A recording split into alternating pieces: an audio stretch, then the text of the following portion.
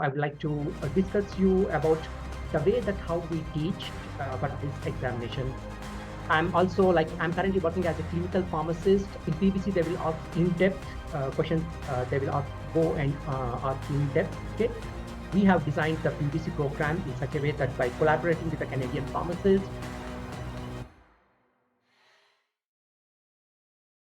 so I guess everyone was eagerly waiting to know about what are the opportunities will be there in Canada, and about to know about this PEBC examinations, like what are the how many exams that we need to clear in order to become a licensed pharmacist in Canada.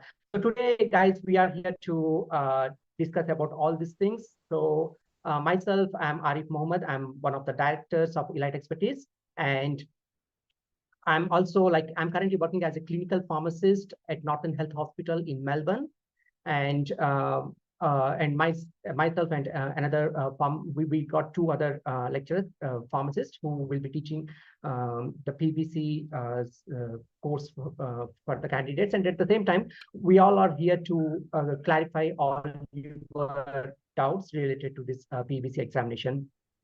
So at first, I would like to present a slide, and also I would like to discuss you about the way that how we teach for this examination. So because this PBC examination is one of the, I can say that it is one of the toughest examinations in the world. So the problem is like in PBC, they will ask in-depth questions. They will go and ask in-depth. Okay, so they won't ask straightforward questions in PBC. So that's why the candidates, they need to have a very strong preparation in order to crack this examination. So that's why if our preparation is so strong, then easily we can clear this examination. And at the end, I will you will also have Ms. Sharma here, Mr. Sharma with us. So she's a Canadian pharmacist, and also she will share her own experience as well as her own journey related to the PBC pathway. So as I mentioned, that it is one of the toughest examination. That's why the preparation should remain strong for the PBC. And at Elite Expertise, we are an Australian-based company, but we have designed the PBC program in such a way that by collaborating with the Canadian pharmacists, and we did a lot of research, and then we started this program. So we took around almost like 1 year time to launch this program. So during this 1 year time, we did a lot of research, and then we have introduced this PBC program at Elite Expertise. So today I would like to share a presentation, guys, with you, like how we teach and how simplified that we can learn the PBC cases and so on. Because in PBC, most of the times the examiners, they will ask you about the case scenarios, and they will give the case scenario, and they will ask questions from the cases. Okay? So one of the cases that I have presented, we have shared with you like a couple of days ago. So that's the case that I'm going to present it today. So this is the case scenario that we have shared with you, and I guess you might have gone through this case scenario, and it is quite clear that the patient, who is a 60-year-old male, he has symptoms of shortness of breath, and he has a past smoking history as well. And his current conditions include, he has the hypertension problem, diabetes, rheumatoid arthritis, and COPD. So his COPD was diagnosed in 2022. And since then, he had one moderate exacerbation of COPD. And currently, he uses only salbutamol buffer for the management of the COPD. And his lung functions right now, at the moment, they are quite normal. And the doctors now, as he started developing the dyspnea, that is shortness of breath issues, so the doctors have decided to optimize his therapy. So let's see how we can optimize the patient's therapy. Because in PEBC examination, so it is quite often that you will get such type of the case scenario, and we must try to crack the case. At first we must try to learn, or we must try to find out what are the key points, or what are the important key information, or the key points from the case, and then we need to analyze it, and then we need to have a look through the options. Okay? So let's see what are the important findings in this case. So the patient presented with shortness of breath, okay? And this shortness of breath is getting worse when he does some physical activities. So his medical conditions are currently he has hypertension, diabetes, rheumatoid arthritis, and chronic obstructive pulmonary disorder. Okay. His current medications are so and so: amlodipine, metformin, glycoside, methotrexate, folic acid, and salbutamol. So he's on only for salbutamol. So currently he's using just the salbutamol for the management of the COPD. And all the other medications are for different conditions, like amlodipine for blood pressure, metformin, glycoside, they both are for his diabetes, methotrexate and folic acid, both are for rheumatoid arthritis condition. Okay. So, and all his medical conditions are well controlled at the moment. And currently he is suffering only with the shortness of breath issue associated with COPD. Okay. So now, for the management of COPD, actually, there are 4 basic steps which are involved. Okay. So how we need to start with the management of COPD, or how we need to initiate the therapy for a patient who has this COPD problem. So the first step in the management of the COPD is, first step is to start with the salbutamol buffer, that is the short-acting beta agonist. Whenever the patients, they get the shortness of breath problems, so they need to go with the salbutamol buffer. And then in case if they are still getting the dyspnea or the shortness of breath issues, then we need to move on to the step 2. In the step 2, the patients will be using the long-acting anticholinergic buffers or the long-acting beta agonistic buffers. So most of the times we'll go with the long-acting anticholinergic buffers, because long-acting anticholinergic buffers, they have more effective than long-acting beta agonistic buffers. Okay, so LAMA is the second step. Then even by using these long-acting anticholinergic buffers, if still the symptoms continues, then what they need to do? Now we need to move on to the step 3. Step 3 is, to the same long-acting anticholinergic buffer, add long-acting beta agonistic buffer. Okay. So in the step 2, the patient is on long-acting anticholinergic buffer. In the step 3, to the same long-acting anticholinergic buffer, add long-acting beta agonistic buffers like formoterol or salmeterol are the options that are available for long-acting beta agonistics. Okay. And even by using these 2 drug combinations, if still the symptoms persist, then the last option is, we'll keep on adding the inhalational corticosteroids. So add the inhalational corticosteroid to already existing step 3, that is long-acting beta agonist plus long-acting anticholinergic, and then add the inhalational corticosteroid. Okay. So in this way, for the management of the COPD, we go in a stepwise order. So now let's have a look through the examples of these buffers. Okay. So what is meant by this LABA? What is meant by this LAMA? What is meant by this SABA? Okay. So I will show you in this slide. So this is the first buffer that I'm talking about. In the step 1, the patients need to use the salbutamol buffer. Okay. Salbutamol only when required basis. So when the symptoms are mild, if the patient has the mild COPD condition, then the patient just need to go with the salbutamol buffer. Okay, on required basis or when required basis. Then step 2, we are starting with the long-acting anticholinergic buffer or long-acting muscarinic antagonist. Okay. So that long-acting muscarinic antagonist or LAMA is tiotropium. Tiotropium is an example for the long-acting anticholinergic buffer with the brand name of Spiriva or Respimat. Okay. Then in step 3, which means that in step 2, the patient will be on tiotropium.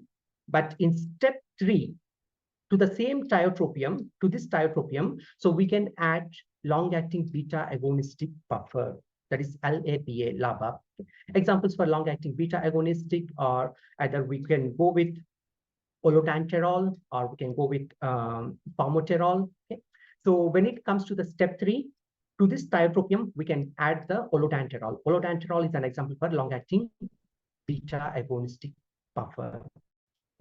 Or we can go with another combination, that is eclidinium, which is anticholinergic, long-acting anticholinergic, or long-acting muscarinic antagonist, that is LAMA, along with another LABA, that is the formoterol.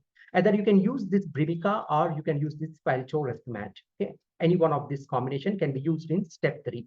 So this is the one for step 1. This buffer is for step 2. And these 2 buffers, either you can select either Respimat or with the Brivika. They both are for step 3. Even by using this 2 drug combination, if still the patient develops the symptoms, then what we need to do is, at the last option, add inhalational corticosteroid. Okay. So here it is a 3-in-1 combination, that is the Trelegy Ellipta. It has got 3-in-1 in it. One is the umeclidinium, which is a long-acting anticholinergic buffer. Vilanterol, which is a long-acting beta-agonistic buffer, and fluticasone is an inhalational corticosteroid. We always add the inhalational corticosteroid in the management of COPD at the last step. Okay? So these are the 4 examples of the buffers, and in this way that we will move on to each step. Step 1 at salbutamol, step 2 at anticholinergic buffer, step 3 anticholinergic with beta-2 agonistic buffer, and step 4 to this step 3, that is 2-in-1 combination, we are adding another one that and making it to 3-in-1 buffer. Okay. So this is the way that we manage the COPD condition. Okay. But when do we need to start with step 2, or at what stage, or at when do we need to start with step 3? Okay. So let's have a look through all these things. So should I initiate the therapy at step 2 or at step 3, or should I straight away need to go to step 4? Okay. So how we need to decide it? So in order to decide how we need to start the therapy, so let's have a look through this thing. So one of the assessment scores for COPD is known as the CAT score, CAT score, that is COPD assessment test score. And this COPD assessment test score, it ranges from 0 to 40. So we are not discussing all those things at the moment. But if the score is less than 10, then we'll tell it as the patient has mild COPD condition. But if the patient has the score of more than 10, then we'll tell the patient has a moderate to severe COPD condition. For mild COPD condition, the patient will be using only salbutamol buffer, which means that the patient will be at step 1 condition. Okay, if the patient has the mild COPD, then the patient will be at step 1 using only salbutamol buffer. But if the patient has moderate to severe COPD, then we need to decide if the patient with the moderate COPD or moderate to severe COPD is at low risk of acute exacerbations or at a high risk of acute COPD exacerbations. Okay? So whether the patient is at a low risk or if the patient is at a high risk of COPD exacerbations. What do you mean by the COPD exacerbations? So it means that in the future, like in the next upcoming few months or in the next in a few years, whether the patient will get more attacks, okay, or whether the patient is at a low risk of getting the attacks, COPD attacks. Okay. So now let's have a look. How do we classify this acute COPD exacerbations? Okay. So it's quite interesting. So let's have a look here in this slide. We classify the COPD exacerbation as mild, moderate, and severe. Okay. So there are 3 categories. One is the mild, the second one is the moderate, and the third one is severe. Mild means there are no additional therapy is required. There is no additional therapy is required for the patient's COPD management. Let's say, for example, in the last 12 months, so currently we are in the month of November. So since last November 2023 to till now, whether the patient has developed any mild exacerbations, whether the patient had developed any moderate exacerbation, or the patient had developed any severe exacerbation. So what is meant by this mild exacerbation? Mild means the patient, there was no therapy or additional therapy was done to the patient's COPD buffers. Okay? But moderate exacerbation means in the last 12 months, because of this COPD condition, the patient, he visited the doctor's clinic. Okay. So the patient visited the doctor's clinic and the patient has took some oral corticosteroid tablets, that is prednisolone tablet, or the patient also has took some oral antibiotics because of the COPD exacerbation. So whenever the patient they have